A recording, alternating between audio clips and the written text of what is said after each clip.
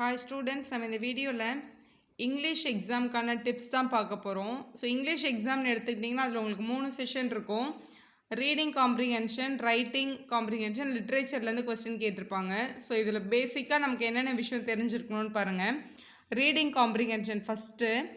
இதில் வந்து ஒரு பேசேஜ் கொடுத்துட்டு அதை பேஸ் பண்ணி கீழே வந்து ஒரு 5 கொஸ்டின்ஸ் கொடுத்துருப்பாங்க. நீங்கள் அது என்ன பண்ணணும்னா ஃபஸ்ட்டு அந்த கொஸ்டின்ஸை தான் படிக்கணும், பேசேஜை ரீட் பண்ணக்கூடாது. ஃபஸ்ட்டு கீழே கொடுத்துருக்க அந்த 5 கொஸ்டினை ரீட் பண்ணிவிட்டு அதுக்கப்புறம் தான் பேசேஜை ரீட் பண்ணவே போகணும். ஏன்னா அப்போ தான் நம்ம மைண்டு கரெக்டாக இந்த கொஸ்டின் கீழே இருக்குது, ஸோ அதோட ஆன்சர் இதுதான்றது அப்போவே நோட் பண்ணிடலாம். ஃபுல் பேசேஜை உட்காந்து படிச்சுட்டு அதுக்கப்புறம் கொஸ்டின்ஸ் ஆன்சர் பண்ண போனீங்கன்னா கண்டிப்பாக டைம் வேஸ்ட் ஆகும், திருப்பி ஒரு தடவை பேசேஜை படிக்கிற மாதிரி ஆகும்.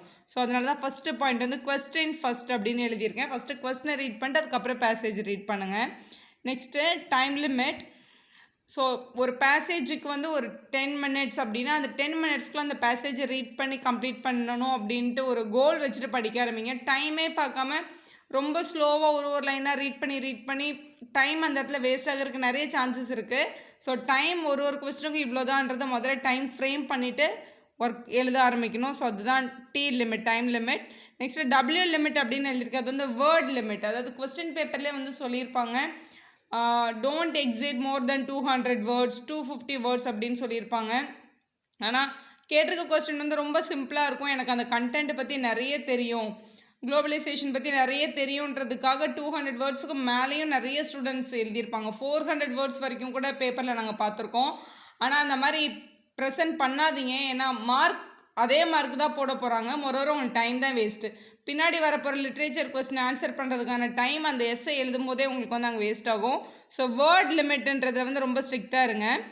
நெக்ஸ்ட்டு வந்து ரைட்டிங் காம்ப்ரிஹென்ஷனில் வந்து எக்ஸாமுக்கு போகிறதுக்கு முன்னாடி அட்லீஸ்ட் ஒரு 2 times அது ஃபார்மேட்டை பார்த்துட்டு போங்க. ரைட்டிங்கில் இப்போ ஃபார்மல் லெட்டர், இன்ஃபார்மல் லெட்டர், அப்புறம் ஏதாவது ஃபார்ம்ஸ் கொடுத்து ஃபில் பண்ண சொல்கிறது, எல்லாத்துக்கும் என்ன ஃபார்மேட்டில் எழுதணுன்ற அந்த ஃபார்மேட்டை கண்டிப்பாக ரிவைஸ் பண்ணிட்டு தான் எக்ஸாமுக்கு போகணும்.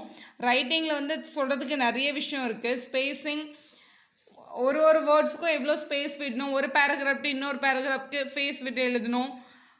பெரிய பேராகிராஃப் பேசேஜ் மாதிரி எழுதாமல் குட்டி பேராகிராஃபாக வந்து ஸ்ப்ளிட் பண்ணி எழுதுங்க. கரெக்ஷன் பண்ணுறவங்களுக்கு ஈஸியாக இருக்கும். கண்டிப்பாக டைட்டில் கொடுங்க. டைட்டிலில் கொஞ்சம் ஹைலைட் பண்ணி பிளாக் பெனில் எழுதுங்க. ஸோ டைட்டிலோட விடாமல் அந்த கண்டென்ட்டுக்குள்ளே எதை பற்றிலாம் நீங்கள் பேச போகிறீங்களோ அது எல்லாத்துக்கும் சப்டைட்டில் போடுங்க. எல்லாத்தையும் பிளாக் பெனில் எழுதுங்க. இதில் இந்த விஷயம் ரொம்ப இம்பார்ட்டன்ட் அப்படின்னு இருக்கும்ல, அதுதான் கீ பாயிண்ட்ஸ். அது எல்லாத்தையும் அண்டர்லைன் பண்ணுங்கள் நீட்டாக. ஸோ பேப்பர் கரெக்ஷன் பண்ணுறதுக்கு ரொம்ப சிம்பிளாக இருக்கும். ஸோ இதெல்லாம் சொல்லியிருக்காங்க அப்படின்னா அது ஃபுல் மார்க் போட்டு போயிட்டே இருப்பாங்க. ரொம்ப ஒரு பேசேஜ், ஒரு எஸ்ஸே எழுதுகிறோம் அப்படின்னா ஸோ டைட்டில், கன்க்ளூஷன் எந்த அளவுக்கு இம்பார்ட்டண்ட்டோ அதே அளவுக்கு அட்வான்டேஜஸ் டிஸ்அட்வான்டேஜஸும் இம்பார்ட்டன்ட் தான். ஸோ டைட்டில் முடிச்சுட்டு மெயின் பாடி எழுதுகிறோம், அதுக்கப்புறம் கண்டிப்பாக அந்த டாப்பிக்கை பற்றின அட்வான்டேஜும் டிஸ்அட்வான்டேஜும் உங்களோட ஒப்பீனியன்லேருந்து கண்டிப்பாக எழுதுங்க. எழுதிட்டு கன்க்ளூஷன் வாங்க. கன்க்ளூஷனில் ஃபஸ்ட்டு பாயிண்ட், இம்பார்ட்டன்ட் பாயிண்ட் என்னென்னா உங்களோட கன்க்ளூஷன் ஒரு பாசிட்டிவ் கன்க்ளூஷனாக இருக்கணும். For example, don't use plastic packs அப்படின்னு எழுதி கம்ப்ளீட் பண்ணுறதுக்கு பதிலாக யூஸ் பேப்பர் பேக்ஸ் அப்படின்னு சொல்லி கம்ப்ளீட் பண்ணுங்கள். பாசிட்டிவாக முடிங்க. இதை பண்ணாதீங்க அப்படின்னு சொல்லாமல் இது இப்படி பண்ணுங்க அப்படின்னு சொல்லி உங்களோட எஸ்ஸே முடிச்சிங்கன்னா பேப்பர் கரெக்ஷன் பண்ணுறவங்களுக்கு ஒரு பாசிட்டிவ் ஆட்டிடியூட் உள்ளவரும், அது கண்டிப்பாக உங்களோட மார்க் வந்து என்ஹான்ஸ் பண்ண ஹெல்ப் பண்ணும். நெக்ஸ்ட்டு உங்களோட லிட்ரேச்சர் பார்ட். இதில் வந்து ஃபஸ்ட்டு நீங்கள் கற்றுக்க வேண்டிய விஷயம் வந்து கேரக்டர் ஸ்கெட்ச். அதுலேருந்து எப்படியும் ஒரு 5 மார்க்ஸ் அது கேட்பாங்க. ஸோ அந்த கேரக்டர், அந்த ஸ்டோரியில் அவங்களோட நேம் என்ன, அவங்களோட ரிலேட்டிவ் நேம்ஸ் என்ன, அப்படி ஒரு மைண்ட் மேப் மாதிரி போட்டு படிங்க. அது கண்டிப்பாக மறந்து போகாது. ஒரு கேரக்டரை பற்றின டீட்டெயில்ஸும் தெரிஞ்சு வச்சுக்கோங்க. ஸோ ஈஸியாக அதை எழுத முடியும் நம்மளால். ஸோ ஃபஸ்ட்டு நீங்கள் கற்றுக்க வேண்டியது கேரக்டர் ஸ்கெட்ச் தான். எல்லா லெசன்லேருந்து ஒரு கேரக்டரை பற்றியும் தெரிஞ்சுக்கோங்க. ஸோ கண்டிப்பாக அதை ஆன்சர் பண்ண முடியும். ஸ்டோரி, இப்போ உங்களோட சப்ளிமெண்ட்டில் இருக்க எல்லா ஸ்டோரிஸும் உங்களுக்கு தெரிஞ்சிருக்கணும் கண்டிப்பாக. ஏன்னா அதுலேருந்து நமக்கு கொஸ்டின்ஸ் கண்டிப்பாக கேட்பாங்க. அதில் போம், அதோட ஆத்தர் யார், அவர் எந்த பாயிண்ட் ஆஃப் வியூவில் அதை பற்றி பேசுகிறாரு, அதை பற்றியும் கண்டிப்பாக தெரிஞ்சு வச்சுக்கோங்க.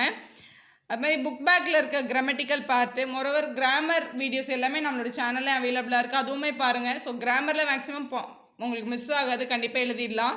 ஸோ ஒரு தடவை எக்ஸாம் போகிறதுக்கு முன்னாடி எல்லா ரூல்ஸையும் ரிவைஸ் பண்ணிட்டு போகணும். இப்போ டென்ஸோ, ஆக்டிவ் வாய்ஸ், பேசிவ் வாய்ஸோ, ரிப்போர்ட்டட் ஸ்பீச்சோ, அதில் 4 சென்டென்ஸ் இருக்குன்னா அதோட கனெக்டிங் வேர்டு என்ன வேர்டு என்னவா மாறும் அப்படின்றது எல்லாமே வந்து ரொம்ப சிம்பிள் தான். ஜஸ்ட் எக்ஸாம் போகிறதுக்கு முன்னாடி ஒரு ரெஃப்ரெஷிங் செஷன் மாதிரி எல்லா வீடியோஸையும் பார்த்து உங்கள் புக் பேக் எக்ஸசைஸை நீங்களே ட்ரை பண்ணி நீங்களே ஆன்சர் பண்ணி டிக் பண்ணி பாருங்கள் நம்ம எல்லாமே கரெக்டாக தான் எழுதுகிறோம் அப்படின்ட்டு. ஸோ அது கண்டிப்பாக உங்களுக்கு ஹெல்ப் பண்ணும். லிட்ரேச்சர்ன்றதுல வந்து ரொம்ப முக்கியமான விஷயம் வந்து வெக்காபுலரி.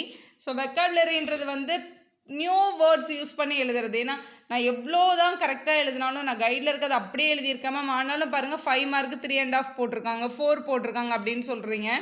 அதில் முக்கியமாக என்ன பண்ணுறாங்க அப்படின்னா, எந்த ஸ்டூடெண்ட் வந்து வெக்காபுலரி நியூவாக யூஸ் பண்ணியிருக்காங்களோ அவங்களுக்கு தான் ஃபுல் மார்க் போடுவாங்க. புக்கில் இருக்கிறது அப்படியே பைகாட் பண்ணி எழுதுகிற ஒருத்தருக்கு வந்து ஃபுல் மார்க் கண்டிப்பாக கொடுக்கக்கூடாது இங்கிலீஷ் எக்ஸாமில். அவங்களோட ஓன் க்ரியேஷனாக ஓனாக யோசித்து யார் எழுதுறான்றதுக்கு தான் வந்து ஃபுல் மார்க் கொடுக்கணும். அதுதான் பேப்பரோட போர்டோட பேட்டர்னே அதுதான். ஸோ வெக்காபுலரி கண்டிப்பாக பில்ட் பண்ணுங்கள். டெய்லி அட்லீஸ்ட் ஒரு நியூ வேர்டாவது கற்றுக்கோங்க. அந்த நியூ வேர்டை நீங்கள் உங்கள் ஃப்ரெண்ட்ஸ் கிட்ட பேசும்போது அவங்களுக்கு சொல்லி கொடுக்குறது, இல்லை நீங்கள் பேசுகிற சென்டென்ஸ்லேயே அந்த வார்த்தையை சேர்த்து பேச கற்றுக்கிட்டிங்கன்னா நிறைய வேர்ட்ஸ் உங்களால் கற்றுக்க முடியும். ரொம்ப ஈஸியாக ஃபஸ்ட்டு அந்த ரீடிங் காம்ப்ரிஹென்ஷனுக்கும் லிட்ரேச்சருக்கும் நியூஸ் பேப்பர் ரீடிங் டெய்லி ஒரு 1/2 hour ஒரு பேசேஜாவது ரீட் பண்ணுங்கள். ஜஸ்ட் அந்த ஹெட்லைன்ஸை மட்டும் பார்க்குறத விட்டுட்டு உங்களுக்கு பிடிச்ச ஏதாவது ஒரு ஹெட்டிங் எடுத்துகிட்டு ஒரு 1 or 2 பேசேஜ் படிச்சிங்கன்னா உங்களுக்கு தெரியாத நியூ வேர்டு 1 or 2 வேர்ட்ஸ் கண்டிப்பாக அந்த பேசேஜில் இருக்கும். நியூஸ் பேப்பர் செஷன்னா இப்போ உனக்கு ஸ்போர்ட்ஸ் ரொம்ப பிடிக்கும், எனக்கு வந்து கிரிக்கெட் ரொம்ப பிடிக்கும்னா நீ கண்டிப்பாக அந்த கிரிக்கெட் பேஜ் எடுத்து ஒரு 2-3 பேசேஜ் ரீட் பண்ணால் அதில் உனக்கு தெரியாத நியூ வேர்ட்ஸ் இருக்கும். எனக்கு வந்து சினிமா ரொம்ப பிடிக்கும்னா சினிமா பற்றினே ஒரு பேஜ் இருக்கும், அதை எடுத்து ரீட் பண்ணுங்கள். நம்மளுக்கு பிடிச்ச டாபிக் படிக்கும்போது கண்டிப்பாக நமக்கு வந்து போர் அடிக்காது. ஸோ அதில் இருக்க நியூ வேர்டை கற்றுக்கலாம். மொரோவர் அது மூலமாக நம்ம கிராமரை கற்றுக்கலாம். ஏன்னா அதில் அவங்க ஹேஸ் யூஸ் பண்ணுறாங்களா ஹேவ் யூஸ் பண்ணுறாங்களா அது ஏன்னு கூட நமக்கு புரிஞ்சிடும். ஃபஸ்ட்டு படிக்கும்போது கஷ்டமாக தோணுனா கூட ஒரு 1 week ப்ராக்டிஸ் பண்ணால் கூட அது உங்களுக்குள்ள உங்கள் மைண்டே பயங்கரமாக சப்போர்ட் பண்ணும். சூப்பர், நீ சூப்பராக இங்கிலீஷ் நியூஸ் பேப்பர் படிக்க ஆரம்பிச்சிட்டு அப்படின்னு உங்கள் மைண்டு சொல்கிறத நீங்களே உணரலாம். ஸோ வெக்காபுலரி கண்டிப்பாக பில்ட் பண்ணிவிடுங்க. மோரோவர் கிரிக்கெட் பார்க்குறீங்களா, கமெண்ட்ரி சவுண்டாக வச்சு கேளுங்க. இப்போலாம் காமிக் புக்கு படிக்கிறது, குட்டி பசங்களோட இங்கிலீஷ் புக்ஸ் இருக்குல்ல காமிக் புக்ஸ், அதில் வந்து இங்கிலீஷ் வாங்கி படிக்கிறது, இங்கிலீஷ் மூவி பார்த்தா கீழே வர சப்டைட்டில் ரீட் பண்ணுறது, அது எல்லாமே வந்து ரொம்ப ரொம்ப பேசிக். அதெல்லாம் படிச்சிங்கன்னா ரொம்ப ஃப்ளூயண்ட்டாக இங்கிலீஷ் பேச முடியும் ஃப்யூச்சரில்.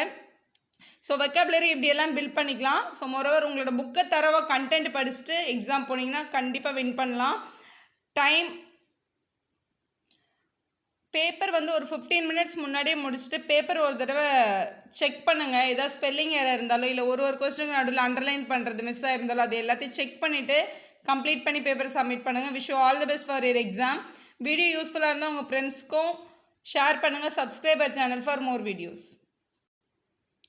டிஎன் கிளாஸ் 10 எஸ்எஸ்எல்சி ஸ்டூடெண்ட்ஸ்க்கான எல்லா சப்ஜெக்டோட வீடியோஸும் நம்மளோட அதர் சேனலான கல்விக்கன் தமிழ் அதில் வந்து அப்லோட் பண்ணிகிட்டே இருக்கேன். மேக்ஸு, சயின்ஸு, மேப்ஸ் அது எல்லாமே அதில் அப்லோட் ஆகிருக்கு. கண்டிப்பாக அதை போய் விசிட் பண்ணுங்கள். அது உங்களுக்கு கண்டிப்பாக எக்ஸாமுக்கு யூஸ்ஃபுல்லாக இருக்கும்.